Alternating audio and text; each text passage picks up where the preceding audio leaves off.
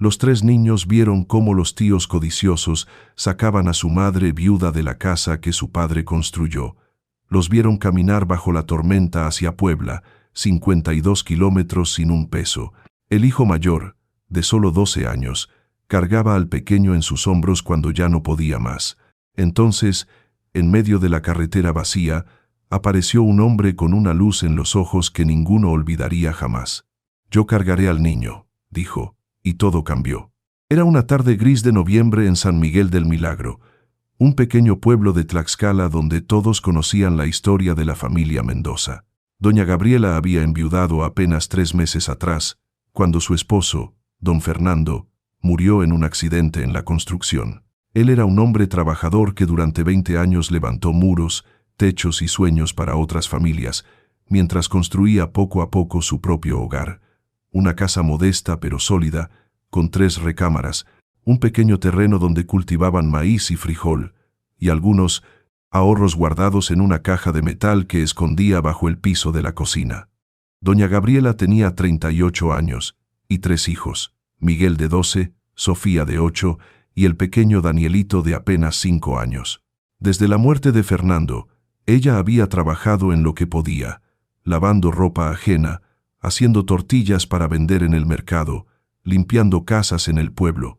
Era una mujer delgada, de rostro cansado pero digno, con manos curtidas por el trabajo y ojos que aún guardaban algo de la esperanza que su esposo le había enseñado a mantener. Los niños la ayudaban como podían. Miguel, el mayor, era serio y responsable más allá de su edad. Había dejado la escuela para trabajar en el campo con los vecinos, ganando unos pesos que entregaba completos a su madre cada tarde. Sofía cuidaba a Danielito mientras Gabriela salía a trabajar, y aunque era solo una niña, cocinaba frijoles, calentaba tortillas y cantaba canciones para que su hermanito no llorara tanto por la ausencia de su papá. La vida era dura, pero tenían un techo, tenían comida, tenían una familia unida por el amor y el recuerdo de Fernando. Todo cambió el día que aparecieron los hermanos de Fernando, Rodolfo y Esteban Mendoza. Eran hombres corpulentos, de miradas frías y sonrisas falsas, que nunca habían mostrado interés por su hermano mientras vivía. Rodolfo tenía un taller mecánico en Puebla y siempre había presumido de su dinero, aunque todos sabían que vivía endeudado por sus vicios y malas inversiones. Esteban era peor. Trabajaba ocasionalmente como comerciante de tierras, un oficio que usaba para engañar a campesinos ignorantes y quedarse con propiedades ajenas mediante artimañas legales. Llegaron una tarde de lluvia, 3 semanas después del funeral de Fernando, con un abogado de traje barato y una carpeta llena de papeles. «Venimos a arreglar el asunto de la herencia», dijo Rodolfo con tono fingidamente amable mientras se sentaba en la mesa de la cocina sin pedir permiso. Gabriela los recibió con desconfianza pero con cortesía, ofreciéndoles café que ellos rechazaron con desprecio. El abogado, un hombre delgado de bigote ralo llamado licenciado Vargas, extendió varios documentos sobre la mesa y comenzó a hablar con palabras complicadas que Gabriela no entendía completamente. «Señora Mendoza», dijo el licenciado Vargas, ajustándose los lentes baratos, «lamentablemente debo informarle que esta propiedad no está a su nombre. Según estos documentos, la casa y el terreno fueron comprados originalmente por el padre de los señores Mendoza, y por lo tanto pertenecen legalmente a ellos como herederos directos». Gabriela sintió que el suelo se movía bajo sus pies. «Pero eso no puede ser», respondió con voz temblorosa. «Fernando construyó esta casa con sus propias manos, con el dinero de su trabajo. Yo lo vi hacerlo piedra por piedra durante años». Rodolfo se inclinó hacia adelante con una sonrisa cruel. «Lo que tú viste no importa, cuñadita. Lo que importa es lo que dicen los papeles, y los papeles dicen que esta casa es nuestra». Esteban agregó con tono burlón, «pero no somos malos hombres. Te damos una semana para que juntes tus cosas y te largues. Considera que es un favor que te hacemos por haber sido la mujer de nuestro hermano». El pequeño Danielito, que había estado jugando en un rincón, comenzó a llorar al escuchar los gritos. Sofía lo abrazó, asustada, mientras Miguel apretaba los puños con impotencia desde el marco de la puerta. Los días siguientes fueron una pesadilla. Gabriela buscó ayuda desesperadamente, fue al delegado municipal, quien le dijo que sin papeles legales no podía hacer nada.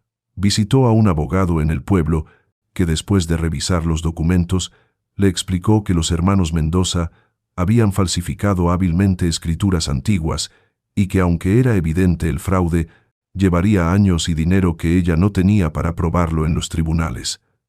«Lo siento, señora», le dijo el abogado, con genuina tristeza. «Estos hombres son conocidos por este tipo de estafas. Han despojado a varias familias de sus tierras en la región. Son expertos en corromper funcionarios y fabricar documentos». Gabriela salió de esa oficina sintiendo que el mundo se derrumbaba. Regresó a casa llorando, donde sus hijos la esperaban con caras de preocupación. Esa noche, Miguel la abrazó y le dijo: «No te preocupes, mamá. Vamos a estar bien. Yo voy a trabajar más duro y vamos a encontrar otro lugar para vivir». Pero ambos sabían que no era tan simple. En San Miguel del Milagro, las casas en renta eran escasas y caras, y Gabriela apenas ganaba para comer cada día. La semana pasó como un relámpago terrible. Rodolfo y Esteban aparecían cada 2 días para presionarla, cada vez con menos cortesía y más amenazas. «Si no te vas por las buenas, te sacaremos por las malas», le advirtió Esteban el 5.º día. «Y no se te ocurra llevarte nada que no sea tu ropa. Todo lo que hay en esta casa ahora es nuestro». El 7.º día, un sábado gris y lluvioso de finales de noviembre, llegaron con 3 hombres más. Trabajadores del taller de Rodolfo, tipos rudos que comenzaron a sacar los pocos muebles de Gabriela a la calle sin miramientos. Ella salió corriendo, suplicando, pero Rodolfo la detuvo del brazo con fuerza. «Ya se acabó tu tiempo, cuñadita. Toma a tus mocosos y lárgate antes de que llamemos a la policía por invasión de propiedad».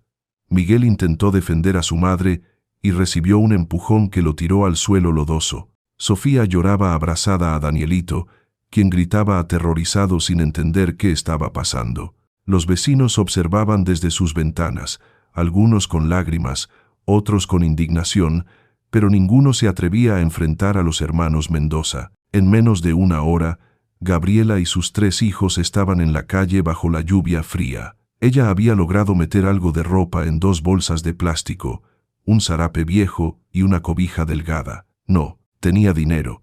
Ni siquiera había podido recuperar los ahorros que Fernando había guardado bajo el piso de la cocina.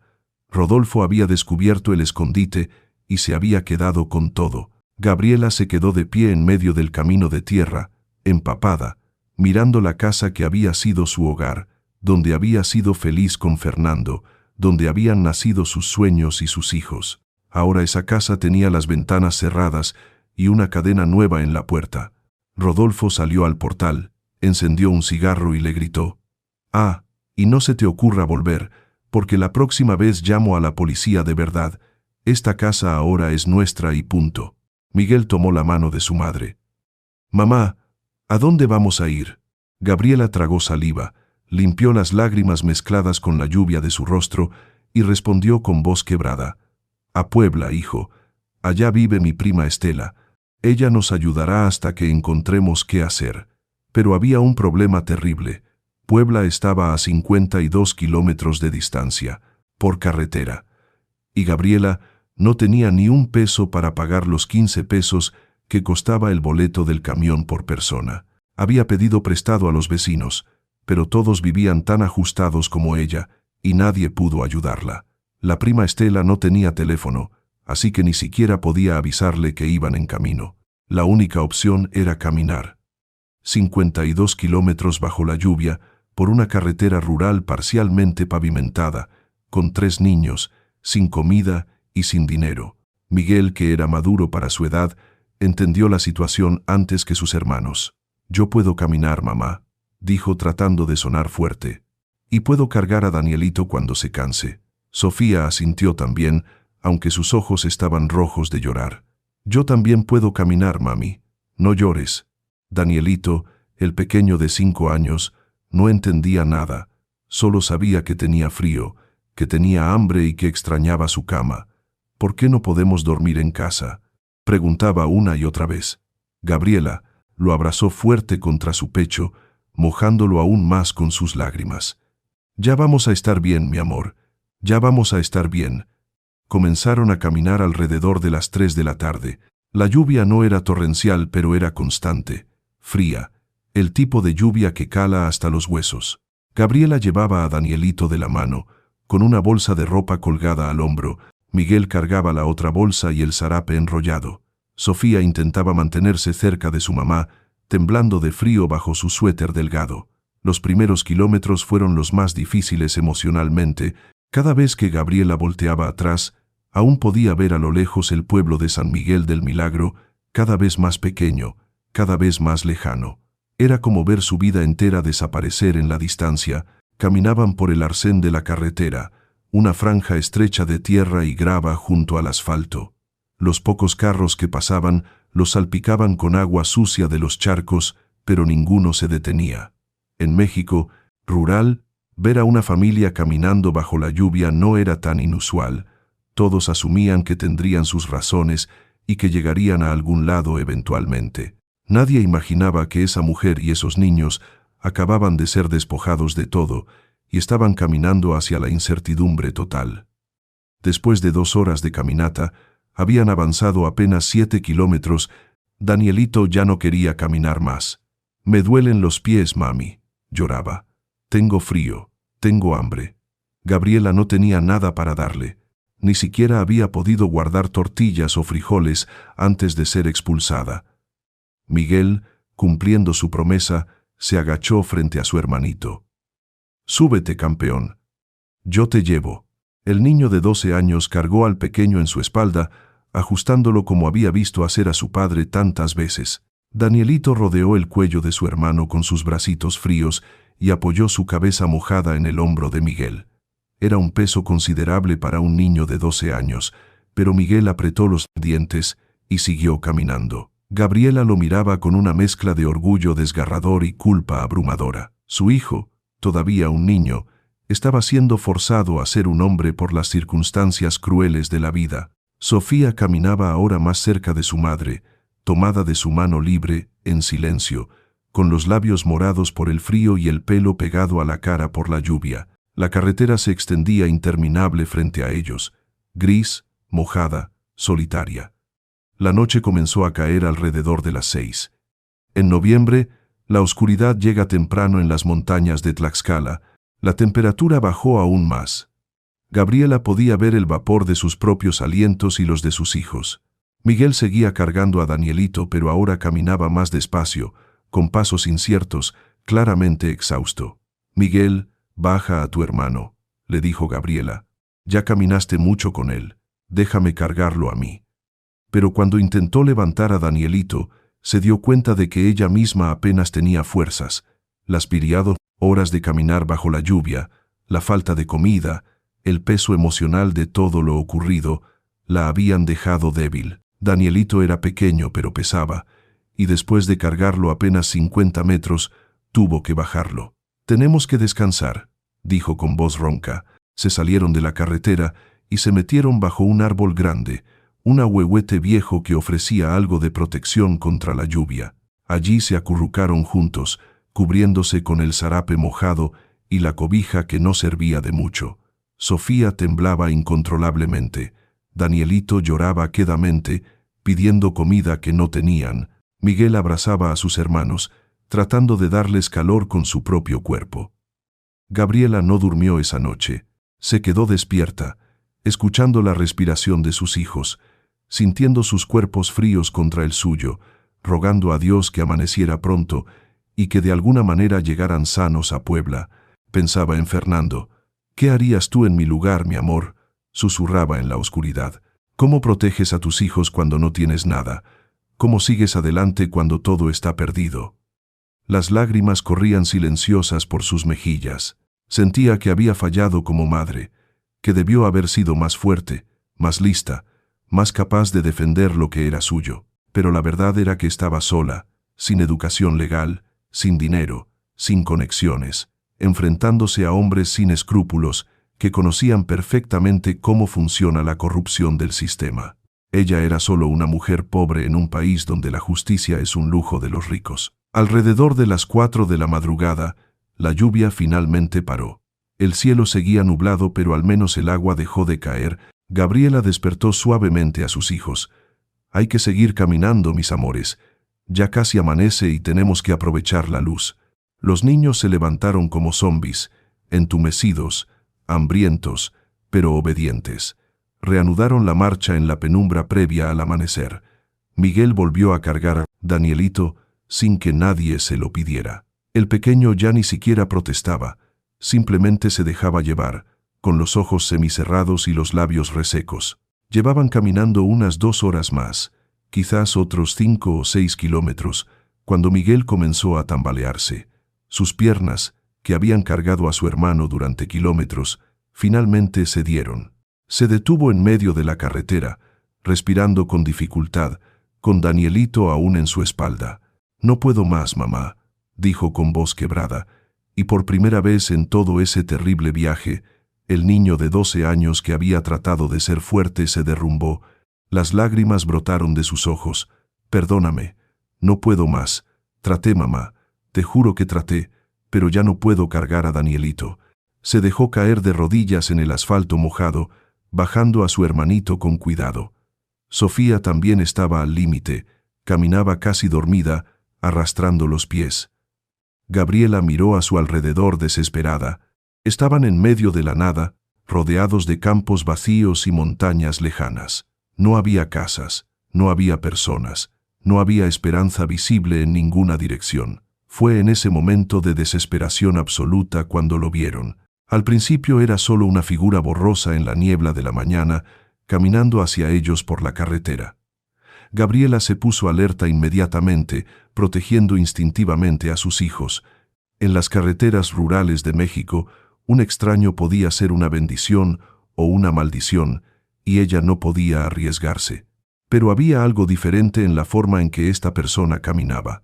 Pasos firmes pero no amenazantes, postura erguida pero no agresiva.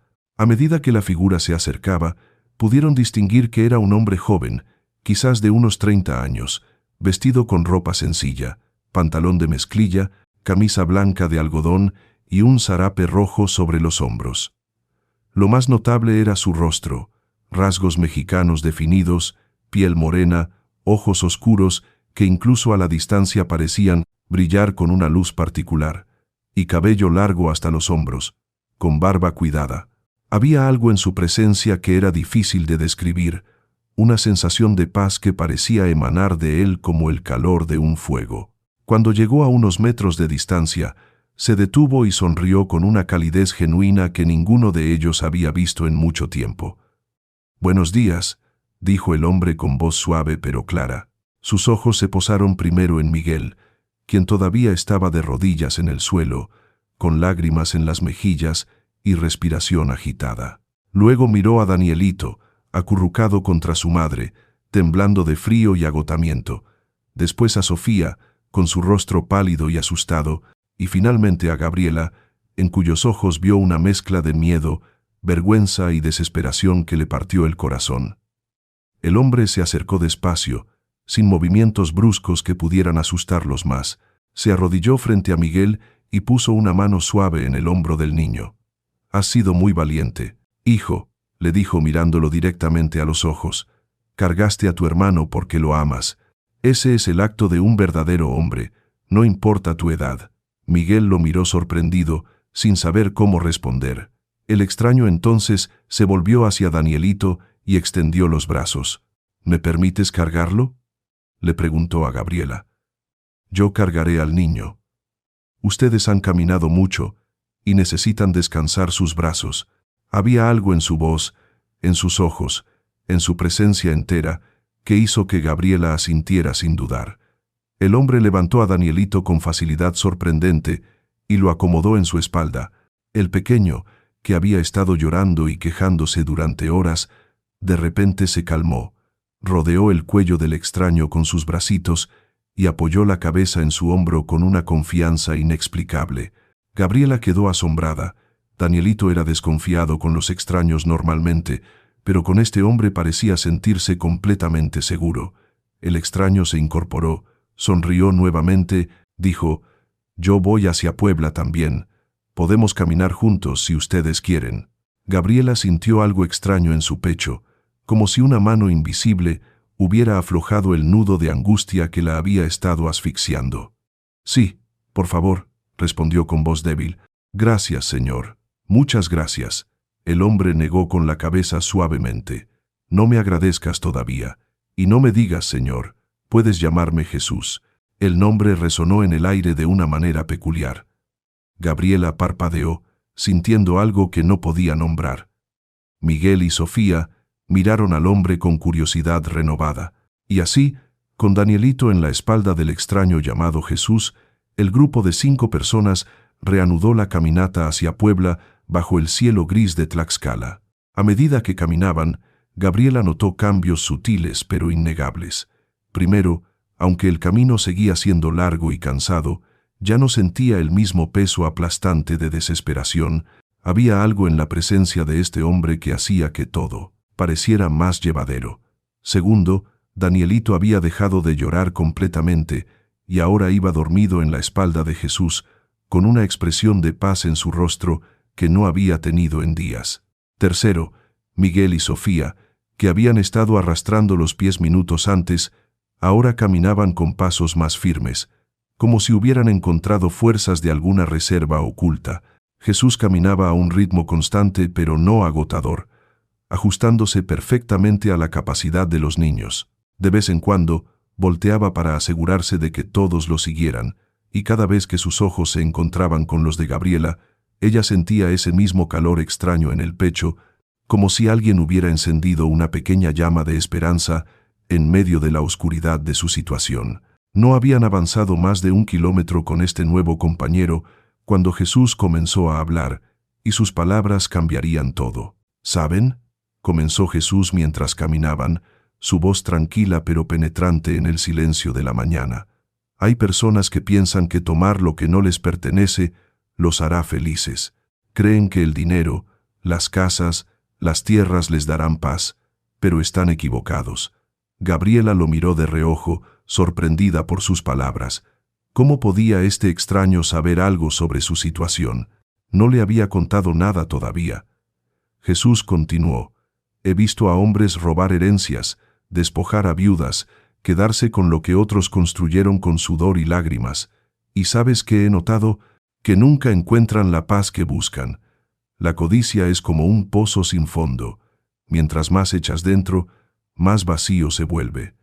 Miguel escuchaba con atención, olvidando por un momento su cansancio. Sofía caminaba más cerca del extraño, como atraída por el tono de su voz. Gabriela sintió un nudo en la garganta. «Señor Jesús», dijo con voz temblorosa, «¿usted sabe lo que nos pasó?» El hombre sonrió con tristeza infinita. «Sé que te quitaron tu casa. Sé que los hermanos de tu esposo te despojaron de todo. Sé que caminas con tus hijos hacia Puebla porque no tienes a dónde más ir». Gabriela se detuvo en seco, el corazón latiéndole con fuerza. «¿Cómo? ¿Cómo lo sabe?» Jesús se detuvo también y se volvió para mirarla directamente a los ojos. En esa mirada, Gabriela vio algo que la dejó sin aliento. No era solo compasión o lástima lo que había allí, sino un conocimiento profundo, como si este hombre pudiera ver no solo su situación presente, sino toda su vida, todo su dolor, toda su historia. «Sé muchas cosas, Gabriela», dijo suavemente, y el hecho de que conociera su nombre sin que ella se lo hubiera dicho, la hizo temblar. «Sé que tu esposo Fernando era un hombre bueno, trabajador, que construyó esa casa con sus propias manos durante 10 años. Sé que cada ladrillo, cada viga, cada ventana fue colocada con amor por su familia. Sé que Rodolfo y Esteban falsificaron documentos con la ayuda de un notario corrupto en Puebla, un tal licenciado Vargas que se especializa en este tipo de fraudes». Miguel dio un paso adelante. «¿Usted conoce a esos hombres? ¿Puede ayudarnos a recuperar nuestra casa?» Jesús puso su mano libre en la cabeza del niño con ternura. «Puedo hacer algo mejor que eso, Miguel. Puedo hacer que se haga justicia de una manera que ningún tribunal humano podría lograr». Había una certeza en sus palabras que no dejaba espacio para dudas. Mientras continuaban caminando, Jesús comenzó a contarles una historia. Hubo una vez una viuda, dijo, que tenía un juez injusto en su ciudad.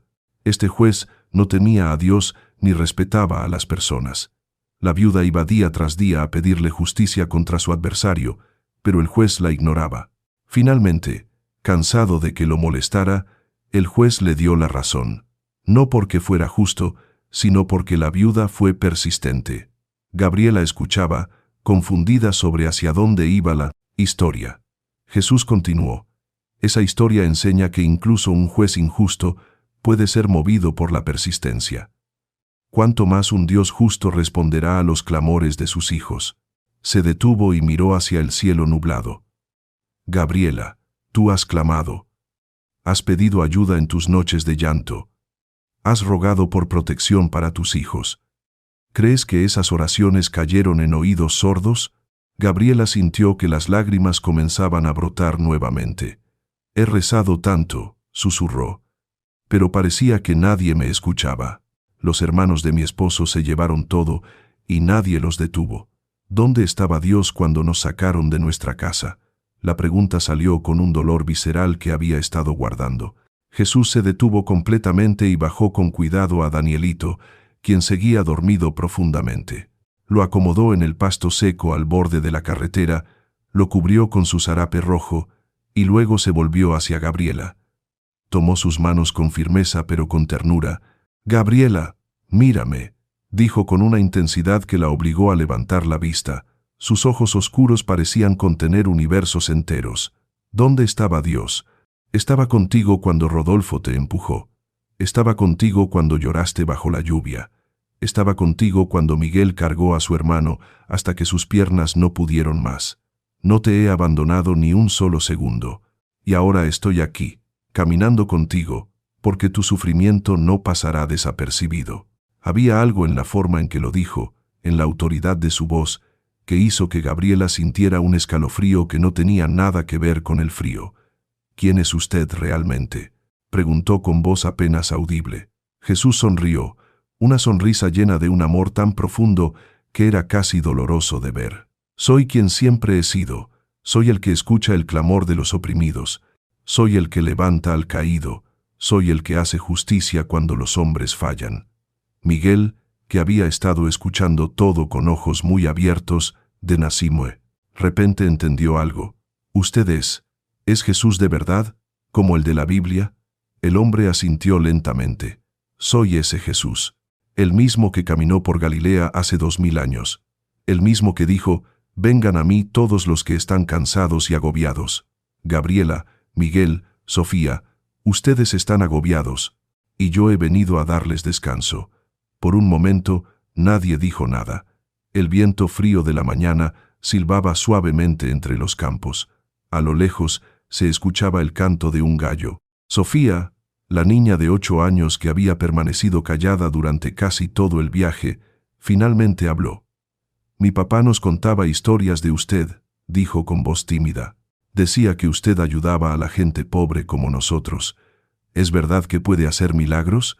Jesús se arrodilló para quedar a la altura de la niña. «Dime, Sofía, ¿qué necesitas que sea un milagro en este momento?» La niña pensó por un momento. «Tengo mucha hambre», dijo finalmente, con la honestidad brutal de los momentos. «Niños, y Danielito también, no hemos comido desde ayer en la mañana».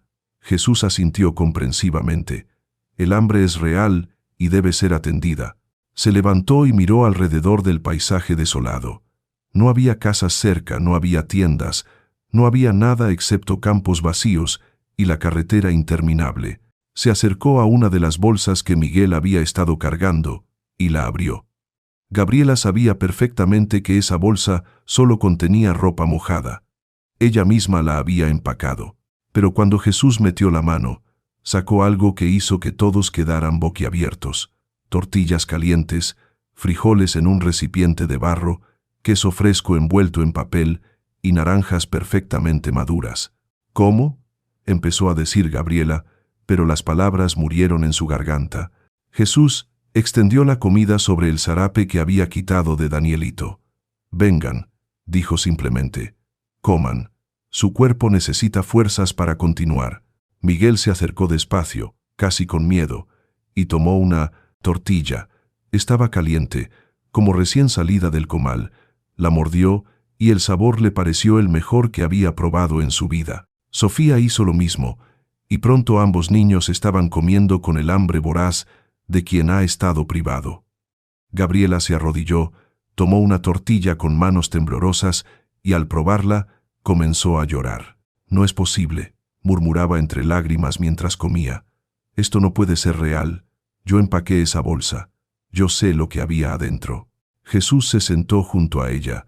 «Gabriela, hace 2000 años alimenté a 5000 personas con 5 panes y 2 peces. ¿Crees que no puedo alimentar a una familia de 4 con lo que se necesite?» Había dicho familia de 4, incluyéndose a sí mismo, y ese detalle no pasó desapercibido para Gabriela. Mientras comían, Danielito despertó, atraído por el olor de la comida. «Mami, ¿hay comida?», preguntó con ojos somnolientos. Gabriela lo atrajo hacia ella y le dio tortillas y frijoles, viéndolo comer con una mezcla de alivio y asombro. El pequeño comía con ganas, sin hacer preguntas sobre de dónde había salido la comida, aceptando el milagro con la fe simple de un niño de 5 años. Cuando terminaron, todos se sentían renovados, no solo físicamente sino de alguna manera espiritual. El peso de la desesperación que había estado sobre ellos, como una manta húmeda, parecía haberse aligerado. Jesús guardó lo que sobró en la bolsa y se puso de pie. «Hay que seguir. Puebla todavía está lejos, pero llegaremos antes del anochecer». Reanudaron la marcha, pero ahora todo era diferente. Danielito caminaba de la mano de Jesús, saltando ocasionalmente, con energía renovada. Miguel y Sofía iban uno a cada lado de su madre, y aunque el camino seguía siendo largo, ya no parecía imposible. Después de caminar durante 1 hora más, pasaron por un pequeño pueblo llamado Santa Cruz Tlaxcala. Era apenas un puñado de casas, pero había una tienda de abarrotes junto a la carretera. Jesús se detuvo frente a ella. «Espérenme aquí un momento», dijo.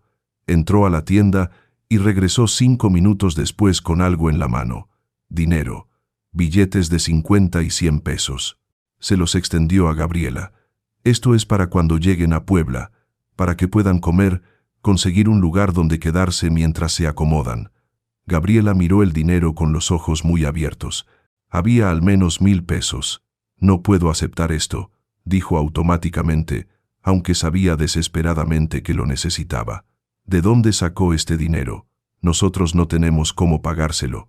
Jesús cerró suavemente los dedos de Gabriela alrededor de los billetes.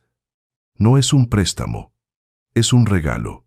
Y en cuanto a de dónde salió, digamos que el dueño de la tienda acaba de hacer una obra de caridad sin saberlo». Continuaron caminando y Jesús comenzó a hablar más sobre lo que les esperaba. «Cuando lleguen a Puebla», dijo, «van a ir a la casa de tu prima Estela. Ella vive en la colonia La Celuro. Paz, ¿verdad?». Gabriela asintió, sorprendida una vez más de que supiera estos detalles. «Estela los recibirá bien. Tiene un corazón generoso y espacio en su casa. Pero no se quedarán allí para siempre. En 3 semanas, Gabriela, vas a encontrar trabajo en una tortillería cerca de la casa de Estela. El dueño se llama Don Ramiro, un hombre mayor que acaba de perder a su empleada y necesita urgentemente ayuda. Te pagará bien, lo suficiente para que en 6 meses puedas rentar un pequeño departamento para ti y tus hijos». Miguel escuchaba con atención. «¿Y qué pasará con nuestra casa? ¿Con los tíos que nos la quitaron?». La expresión de Jesús se volvió más seria. «De ellos me encargo yo. La justicia de Dios no es como la justicia de los hombres, que puede ser comprada o retrasada. Rodolfo y Esteban van a enfrentar las consecuencias de sus acciones de una manera que nunca olvidarán». Había algo en su tono que hizo que incluso Miguel, con solo 12 años, entendiera que no era una amenaza vacía. «¿Qué les va a pasar?», preguntó Sofía con curiosidad infantil. Jesús se arrodilló frente a ella mientras caminaban. «Sofía, cuando alguien hace daño a otros, especialmente a viudas y huérfanos, hay consecuencias. No porque yo sea vengativo, sino porque la justicia debe restaurarse. Rodolfo y Esteban van a perder mucho más de lo que ganaron. Pero también tendrán una oportunidad de arrepentirse, de cambiar. Esa oportunidad se la doy a todos, sin importar lo que hayan hecho. La niña pareció satisfecha con esta respuesta. Caminaron durante otra hora, y el paisaje comenzó a cambiar. Las montañas se veían más cercanas, los campos se volvían más verdes, de vez en cuando pasaban camiones y autos, y Jesús siempre se aseguraba de que la familia estuviera segura en el borde de la carretera. En un momento dado, un camión de carga se detuvo junto a ellos.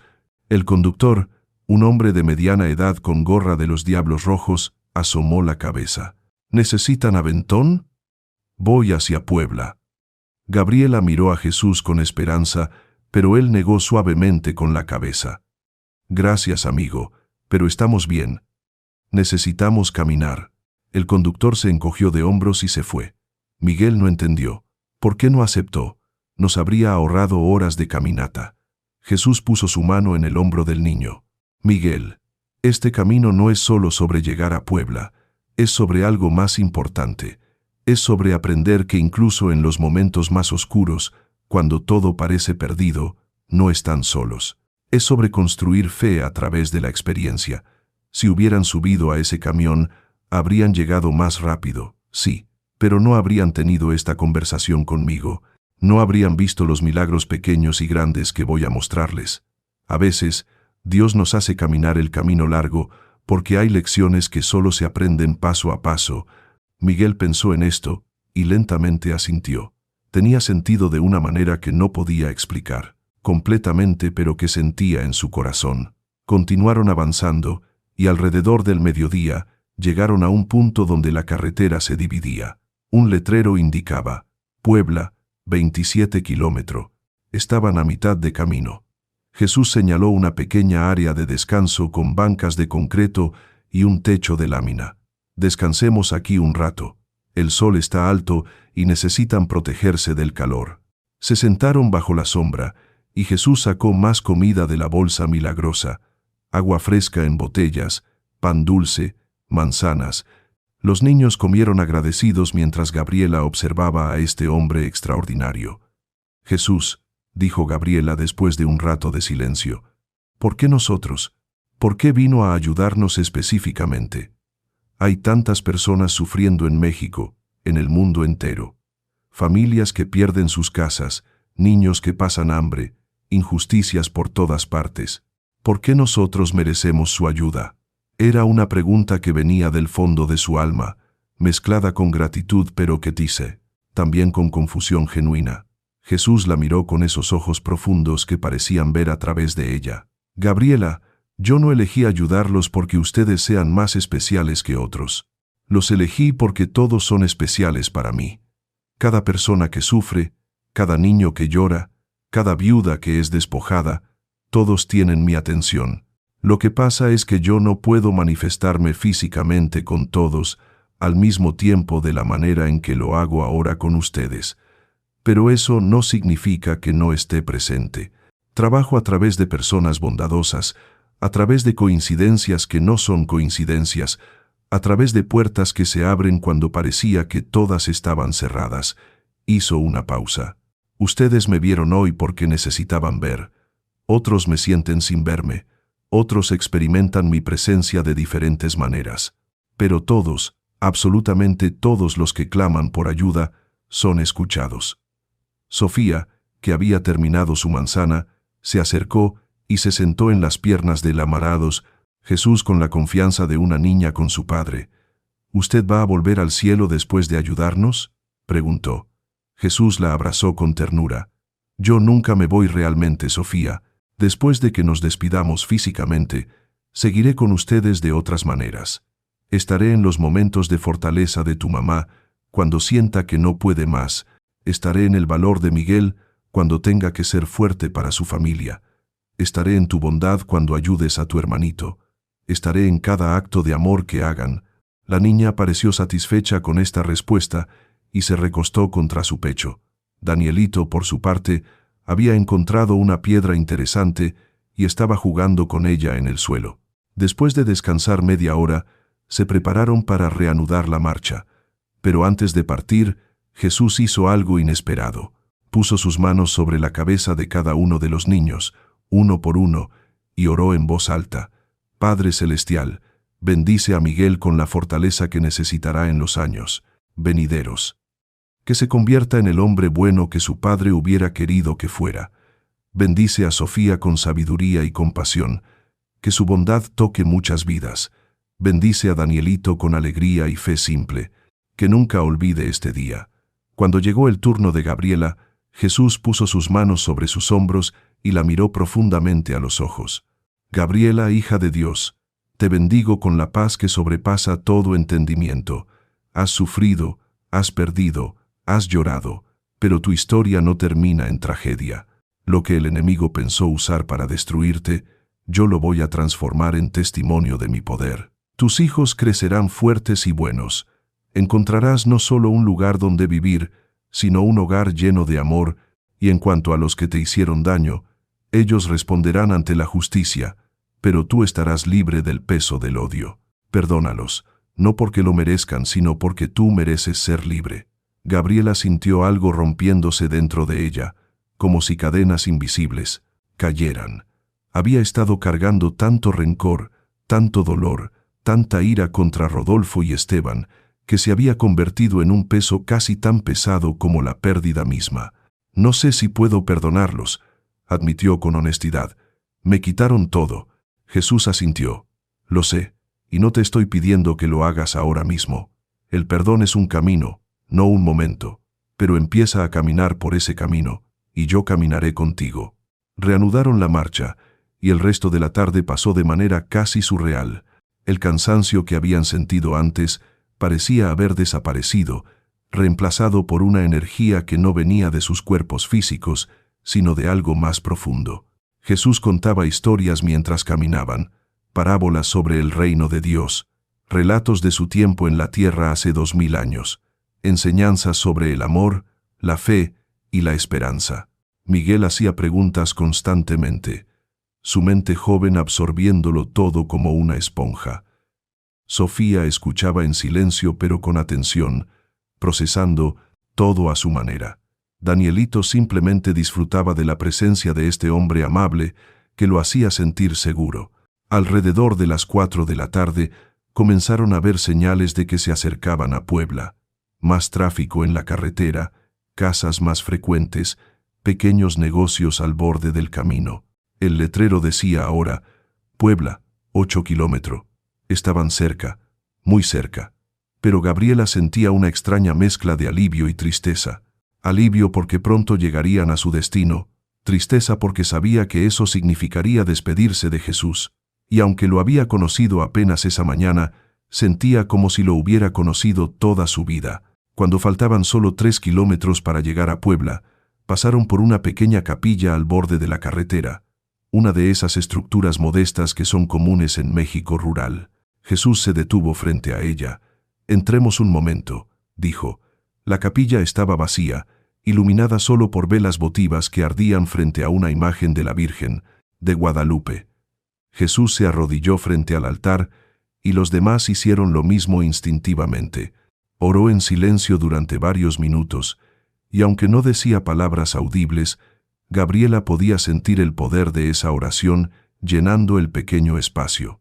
Cuando terminó, se volvió hacia la familia.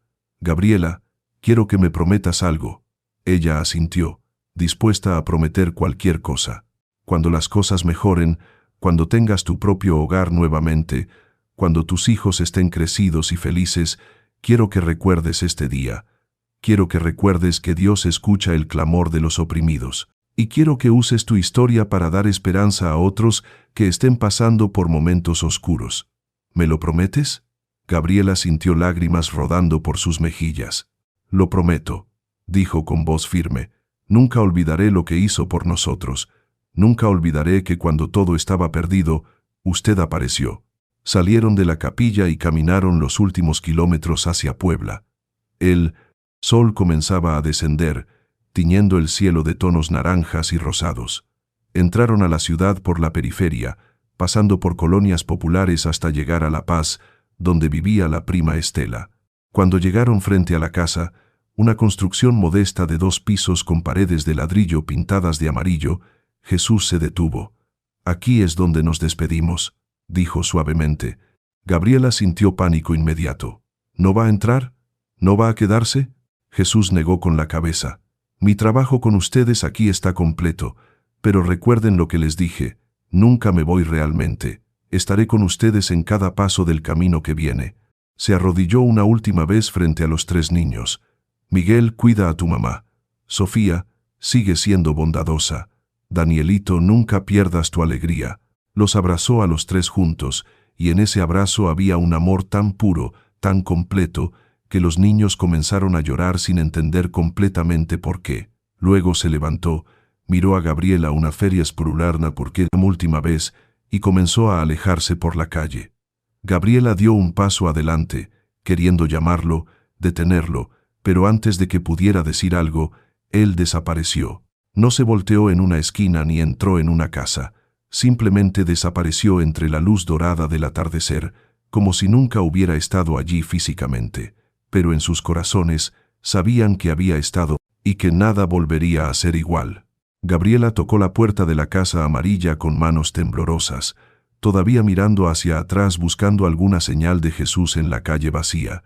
Su prima Estela abrió la puerta, una mujer robusta de 45 años con delantal de cocina y expresión sorprendida. «Gabriela, Dios mío, ¿qué haces aquí con los niños?». Antes de que pudiera responder, Gabriela se derrumbó en los brazos de su prima, sollozando con la liberación de quien finalmente ha llegado a un lugar seguro después de atravesar el infierno. Estela no hizo preguntas inmediatas, simplemente la abrazó fuerte, luego abrazó a los 3 niños mojados y agotados y los metió rápidamente a la casa. «Entren, entren todos. Dios santo, están empapados y helados. Voy a preparar agua caliente para que se bañen y algo de comer». Esa noche, después de que los niños se durmieron profundamente en el cuarto de huéspedes, compartiendo una cama grande pero limpia y caliente, Gabriela le contó toda la historia a Estela. Le habló de la muerte de Fernando, del fraude de Rodolfo y Esteban, de ser expulsada de su casa, de los 52 kilómetros caminados bajo la lluvia, y luego, con voz llena de asombro que rozaba la incredulidad, le contó sobre el hombre llamado Jesús. Estela escuchó en silencio, sus ojos abriéndose más con cada detalle. Cuando Gabriela terminó, hubo un largo silencio. «Prima», dijo Estela finalmente, eligiendo sus palabras con cuidado, «sé que has pasado por mucho. El trauma puede hacer que nuestra mente vea cosas». Pero Gabriela sacudió la cabeza con firmeza. «No me lo imaginé, Estela. Estuvo ahí. Los niños también lo vieron. Nos dio comida que apareció de la nada. Nos dio dinero. Sacó los billetes que Jesús le había dado, todavía en su bolsillo. Esto es real. Él es real». Estela tomó los billetes, los examinó, y su escepticismo comenzó a flaquear. «Bueno», dijo finalmente, «real o no, estás aquí ahora y estás a salvo. Tú y los niños pueden quedarse el tiempo que necesiten. Tengo espacio», y hizo una pausa, sus ojos llenándose de lágrimas. «Y eres mi familia, Gabriela. No voy a dejarte en la calle». Las 2 mujeres se abrazaron, y por primera vez en semanas, Gabriela sintió algo parecido a la esperanza. Esa noche durmió profundamente, agotada pero en paz, mientras que a 150 kilómetros de distancia, en San Miguel del Milagro, algo extraordinario comenzaba a desarrollarse. Rodolfo Mendoza despertó a las 3 de la madrugada con un dolor agudo en el pecho. Al principio pensó que era indigestión por la cena pesada que había comido celebrando su nueva propiedad, pero el dolor se intensificó rápidamente. Se levantó de la cama tambaleándose, despertando a su esposa. «Llama a la ambulancia», jadeó. «Creo que es mi corazón». Lo llevaron de urgencia al hospital de Puebla, donde los doctores confirmaron que había sufrido un infarto menor. «Tiene suerte de estar vivo», le dijo el marro, cardiólogo, un hombre serio de lentes gruesos. «Pero sus arterias están en muy mal estado. Necesita cirugía urgente, probablemente un bypass triple, y tiene que cambiar completamente su estilo de vida o el próximo infarto lo matará». La cirugía costaría 200,000 pesos. Rodolfo, que había presumido de tener dinero, Descubrió horrorizado que su seguro no cubría el procedimiento debido a una cláusula que había pasado por alto. Tendría que vender algo rápidamente. Pensó en la casa que le había robado a Gabriela, pero cuando fue con un comprador potencial, descubrieron que había un problema legal con los documentos falsificados. Alguien había presentado una denuncia anónima ante la Fiscalía Estatal y ahora la propiedad estaba congelada bajo investigación. No podía venderla ni usarla como garantía. Mientras tanto, su hermano Esteban enfrentaba su propia catástrofe. 3 días después de expulsar a Gabriela, recibió una visita inesperada. 2 agentes de la Fiscalía Anticorrupción del Estado de Tlaxcala.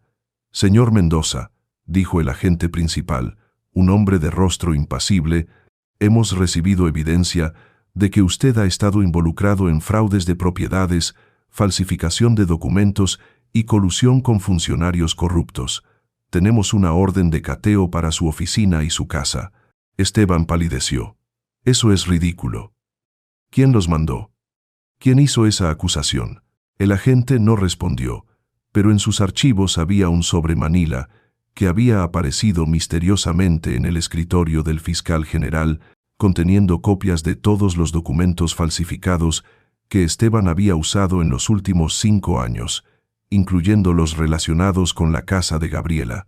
También había grabaciones de audio de conversaciones entre Esteban y el licenciado Vargas, discutiendo sus esquemas fraudulentos, grabaciones que técnicamente no deberían existir, porque esas conversaciones habían ocurrido en lugares privados donde no había dispositivos de grabación.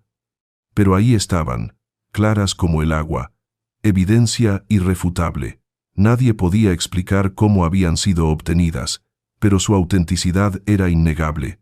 El licenciado Vargas, el notario corrupto que había facilitado el fraude, también recibió su propia visita. Pero la suya no vino de autoridades humanas. Una noche, mientras trabajaba tarde en su oficina llena de archivos de propiedades robadas y documentos falsificados, escuchó pasos en el pasillo.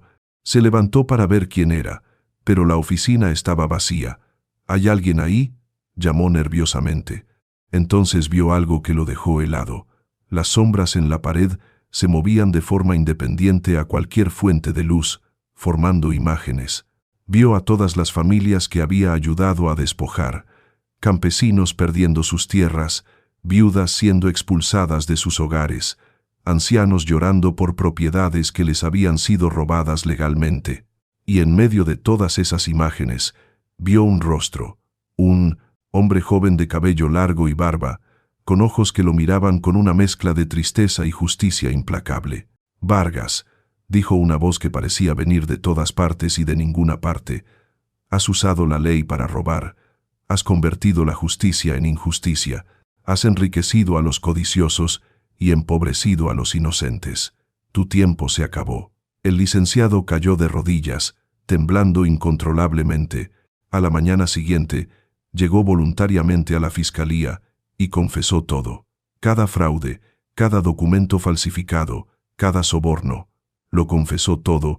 Mientras estos eventos se desarrollaban en Tlaxcala, la vida de Gabriela en Puebla comenzaba a cambiar exactamente como Jesús había predicho. 2 semanas y media después de su llegada, mientras caminaba por el mercado ayudando a Estela con las compras, pasó frente a una tortillería pequeña llamada La Bendición. Había un letrero hecho a mano en la ventana. «Se solicita empleada». Gabriela entró por impulso, guiada por Pare. «Se solicita empleada». Algo que no podía explicar. El dueño, don Ramiro, era un hombre de 70 años con manos artríticas y rostro bondadoso. «Mi empleada de 20 años se fue a vivir con su hija a Monterrey», explicó tristemente. «Y yo ya no puedo manejar el negocio solo. Necesito a alguien que sepa trabajar duro y que sea honesta». Gabriela le contó su historia. No toda, pero lo suficiente. Que era viuda reciente, que tenía 3 hijos, que estaba buscando trabajo desesperadamente. Don Ramiro la miró a los ojos durante un largo momento, y algo en lo que vio allí lo convenció. «Empieza mañana», dijo simplemente. «Te voy a pagar 2,000 pesos a la semana, más propinas, y puedes llevar tortillas gratis para tus hijos cada día». Gabriela sintió que las piernas le temblaban. Era exactamente lo que necesitaba. exactamente cuando lo necesitaba. Los meses siguientes fueron difíciles, pero llenos de una esperanza creciente.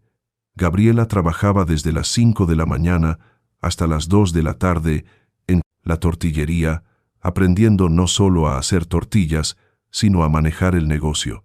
Don Ramiro, que no tenía hijos propios, comenzó a tratarla casi como una hija, enseñándole los secretos de su oficio y compartiendo la sabiduría de sus 7 décadas de vida. Miguel encontró trabajo de medio tiempo en una papelería después de la escuela, insistiendo en ayudar económicamente a pesar de su corta edad. Sofía destacaba en la escuela pública, donde Estela la había inscrito, mostrando un talento particular para las matemáticas. Y Danielito, el pequeño, se adaptó con la resiliencia increíble de los niños, haciendo amigos en el vecindario y riendo de nuevo, algo que Gabriela temía que hubiera perdido para siempre después del trauma.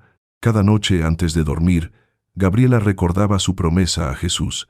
Le contaba a sus hijos sobre aquel día en el camino, asegurándose de que nunca olvidaran cómo la fe los había sostenido en su momento más oscuro. Y, aunque no volvió a ver a Jesús físicamente, sentía su presencia en los pequeños milagros diarios, en la bondad de don Ramiro, en la generosidad de Estela, en la fortaleza de sus propios hijos. 6 meses después de su llegada a Puebla, exactamente como Jesús había predicho, Gabriela había ahorrado lo suficiente para rentar un pequeño departamento a 3 cuadras de la casa de Estela. Era modesto, solo 2 recámaras y una sala comedor-cocina combinada, pero era suyo.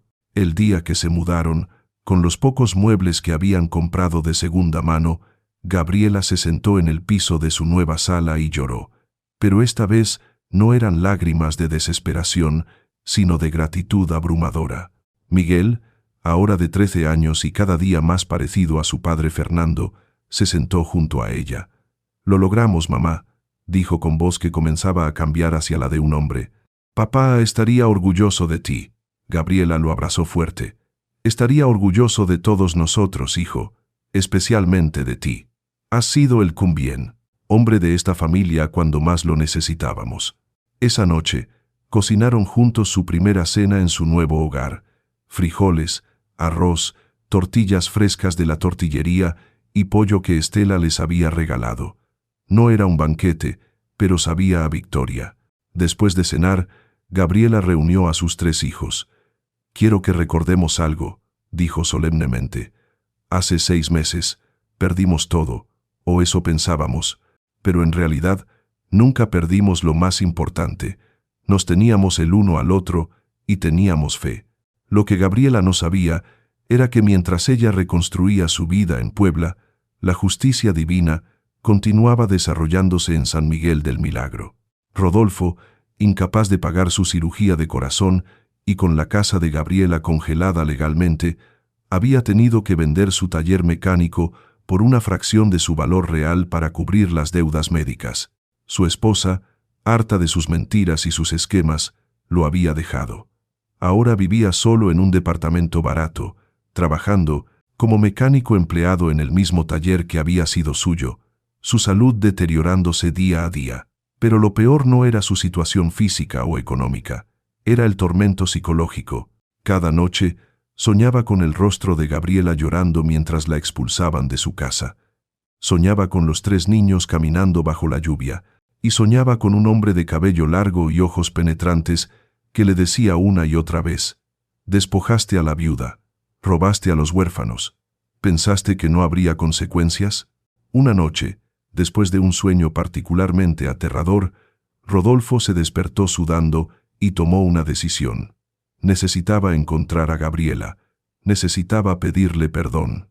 No porque pensara que eso arreglaría las cosas, sino porque el peso de la culpa lo estaba matando más rápido que cualquier enfermedad del corazón. Esteban enfrentaba sus propias consecuencias. La investigación fiscal había descubierto años de fraudes y ahora enfrentaba cargos criminales, probablemente resultarían en prisión. Todos sus activos habían sido congelados. Los abogados que contrató con sus últimos ahorros le dijeron que su mejor opción era cooperar completamente con las autoridades y esperar una sentencia reducida. Pero más allá de las consecuencias legales, Esteban experimentaba algo que nunca había sentido antes: remordimiento genuino. Veía los rostros de todas las familias que había ayudado a despojar, y por primera vez en su vida entendía la magnitud del daño que había causado. Una tarde, mientras esperaba en la fiscalía para otra ronda de interrogatorios, vio algo imposible. Sentado en la sala de espera, mirándolo directamente, estaba el hombre de la fotografía que había visto en casa de su hermano Fernando años atrás, una imagen de Jesús de Nazaret. Pero esta no era una fotografía, era una persona real, viva, mirándolo con ojos que parecían ver directo a su alma corrupta. «¿Quién eres?», susurró Esteban, pero nadie más en la sala parecía ver al hombre. «Soy quien siempre he sido», respondió la aparición con voz suave pero firme, «y vine a decirte que todavía hay tiempo para hacer lo correcto, pero el tiempo se acaba rápido». Luego desapareció, y Esteban se quedó temblando, sudando, con el corazón latiendo descontroladamente. Un año después del día en que caminaron 52 kilómetros bajo la lluvia, la vida de Gabriela había cambiado completamente. Don Ramiro, cuya salud se deterioraba, le había ofrecido comprar la tortillería en pagos.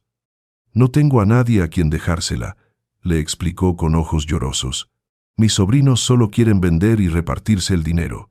Pero tú, Gabriela, tú entiendes este negocio. Le has dado vida nueva. Quiero que sea tuyo». Era una oportunidad imposible, un sueño que Gabriela nunca se había atrevido a soñar. Con la ayuda de un pequeño préstamo de Estela y un plan de pagos generoso de don Ramiro, Gabriela se convirtió en dueña de la bendición. Cambió el nombre a Tortillería San Fernando, en honor a su difunto esposo.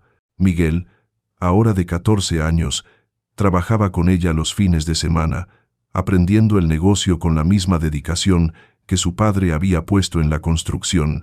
Sofía había ganado una beca por excelencia académica y soñaba con ser maestra. Danielito, ya de 6 años, iba a la escuela primaria y era conocido en el vecindario por su risa contagiosa y su bondad con otros niños. La familia había no solo sobrevivido, había prosperado, pero Gabriela sabía que faltaba algo para que su sanación fuera completa. Necesitaba perdonar. Una tarde de sábado, mientras cerraba la tortillería, vio a un hombre esperando afuera. Estaba delgado, demacrado, con el rostro marcado por la enfermedad y el sufrimiento. Le tomó un momento reconocerlo. Era Rodolfo, su cuñado, el hombre que la había despojado de todo. El impulso inmediato de Gabriela fue cerrar la puerta en su cara, llamar a la policía, gritarle todo el dolor que él había causado. Pero entonces recordó las palabras de Jesús en aquel camino. El perdón es un camino, no un momento, pero empieza a caminar por ese camino y yo caminaré contigo. Respiró profundo. «¿Qué quieres, Rodolfo?», preguntó con voz controlada pero fría. El hombre parecía incapaz de mirarla a los ojos. «Vine a pedirte perdón», dijo con voz quebrada. «Sé que no tengo derecho. Sé que lo que te hice es imperdonable, pero no puedo seguir viviendo con esto. Cada noche veo tus ojos, los ojos de tus hijos. No puedo dormir, no puedo respirar sin sentir el peso de lo que hice». Se quebró, llorando abiertamente en la calle. «Te quité tu casa, te dejé en la calle con tus hijos. Soy un monstruo». Gabriela sintió algo extraño en su pecho. No era compasión exactamente, pero tampoco era el odio ardiente que esperaba sentir. Era algo más complejo, más maduro. «Rodolfo», dijo finalmente, «lo que me hiciste casi nos destruye. Mis hijos caminaron 52 kilómetros bajo la lluvia sin comida». Miguel cargó a su hermanito hasta que no pudo más. Sofía lloró cada noche durante semanas. Danielito tuvo pesadillas durante meses. Cada palabra era un golpe, y Rodolfo las recibía todas, asintiendo, llorando. «Pero», continuó Gabriela, y la palabra colgó en el aire como una promesa, «también aprendimos algo en ese camino. Aprendimos que incluso en los momentos más oscuros no estamos solos. Aprendimos que la bondad existe, que los milagros son reales, que Dios no abandona a los suyos». Hizo una pausa, eligiendo cuidadosamente sus siguientes palabras. «No puedo decirte que te perdono completamente ahora mismo. Sería mentira. El dolor que causaste es demasiado profundo, pero puedo decirte esto. Estoy en el camino del perdón. Estoy trabajando en soltar el odio. Y algún día, quizás no hoy ni mañana, pero algún día, podré decir que te he perdonado verdaderamente. Rodolfo levantó la vista, sus ojos rojos e hinchados. ¿Por qué? ¿Por qué me darías incluso eso después de lo que hice? Gabriela sonrió tristemente. Porque alguien me enseñó que el perdón no es para el que hizo daño, es para el que fue dañado, es para liberarme a mí, no a ti. Entonces, Rodolfo hizo algo inesperado. Sacó de su bolsillo un sobre arrugado. Esto es todo lo que tengo, dijo. 5,000 pesos. Sé que no es nada comparado con lo que valía tu casa, pero es todo lo que pude reunir. Por favor, tómalo. No como pago porque eso sería imposible, sino como el comienzo de intentar hacer las cosas bien. Gabriela miró el sobre, luego a Rodolfo, luego al cielo de la tarde que comenzaba a teñirse de naranja. Pensó en Jesús, en aquel día en el camino, en cómo él había transformado su tragedia en testimonio. Tomó el sobre. Lo voy a aceptar, dijo, pero no para mí. Lo voy a usar para ayudar a otras familias que están pasando por lo que yo pasé. Voy a donarlo a una Porco, organización que ayuda a viudas con hijos. De esa manera, tu dinero hará algo bueno en vez de algo malo. Rodolfo asintió, incapaz de hablar. Y Rodolfo, agregó Gabriela antes de que él se fuera, la casa que nos robaste está siendo devuelta legalmente según me informaron las autoridades. No voy a volver a vivir allí. Esa parte de mi vida terminó. Pero voy a venderla y usar ese dinero para expandir mi negocio.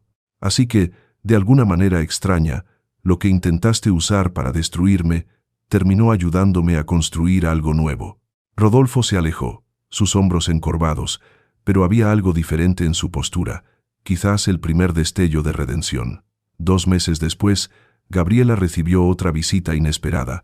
Esta vez era Esteban, quien había sido sentenciado a 3 años de prisión, pero estaba fuera bajo libertad condicional después de cooperar completamente con las autoridades y devolver todas las propiedades robadas que pudo. Venía con su abogado, no para pedir perdón en persona. Su abogado le había aconsejado no hacerlo debido a las implicaciones legales, sino para entregar documentos.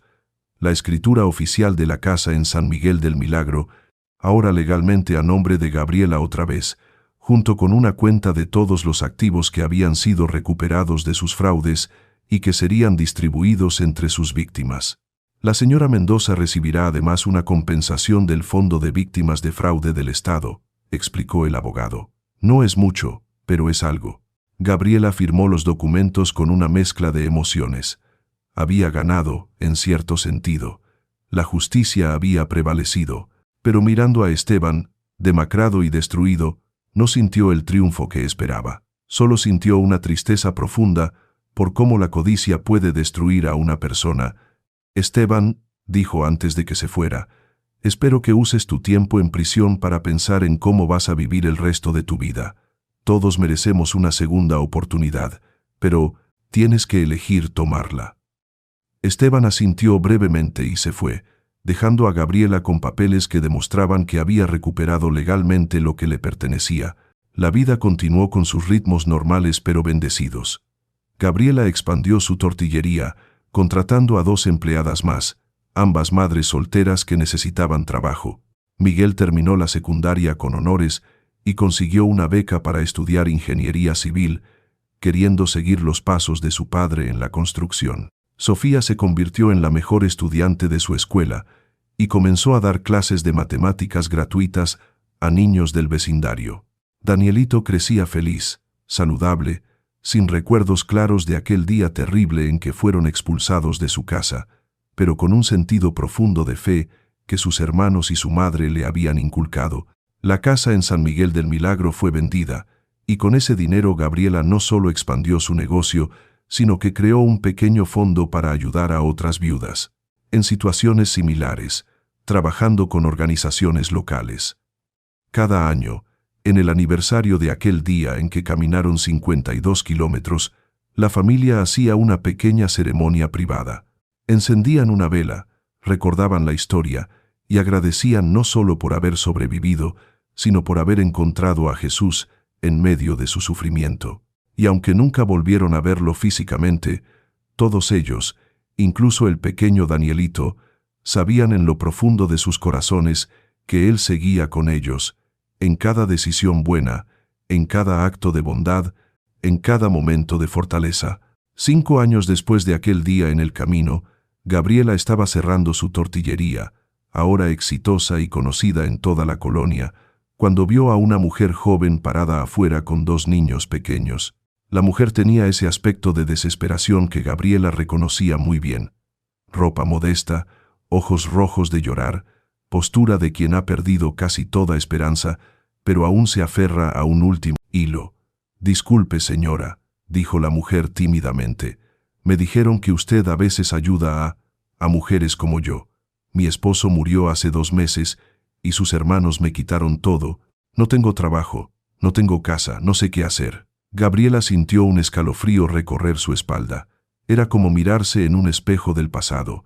Sonrió cálidamente y abrió la puerta de la tortillería de nuevo. «Entra», dijo con firmeza. «Tú y tus hijos. Vamos a hablar. Y déjame decirte algo desde ahora.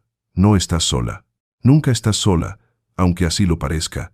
Y hay alguien que camina contigo en los momentos más oscuros, aunque no puedas verlo». Mientras preparaba café y daba pan dulce a los niños, comenzó a contar su historia. La historia de una viuda que lo perdió todo, de 3 niños que caminaron bajo la lluvia, de un encuentro en el camino que cambió todo. Y al contar, vio la esperanza naciendo en los ojos de esa mujer, tal como había nacido en los suyos 5 años atrás. El legado de Jesús continuaba, transmitiéndose de corazón herido a corazón herido, de historia a historia, de milagro a milagro. Y en algún lugar, en una dimensión más allá de lo visible, Jesús sonreía, viendo cómo su obra de redención se multiplicaba en las vidas que tocaba, exactamente como siempre había sido su plan. El camino de 52 kilómetros bajo la lluvia había terminado hace años, pero el viaje de fe que comenzó ese día continuaría por generaciones. Queridos amigos, la historia de Gabriela y sus hijos nos enseña algo poderoso, que incluso en nuestros momentos más oscuros, cuando todo parece perdido, nunca caminamos solos. ¿Has experimentado tú un momento donde sentiste la presencia divina justo cuando más la necesitabas? ¿Conoces a alguien que esté pasando por una situación similar a la de Gabriela? Comparte esta historia con ellos y cuéntanos en los comentarios. ¿Crees en los encuentros divinos? ¿Has tenido uno? Tu testimonio puede darle esperanza a alguien más que esté leyendo esto ahora mismo. No olvides suscribirte y activar la campanita para más historias que fortalecen la fe. Que Dios te bendiga abundantemente.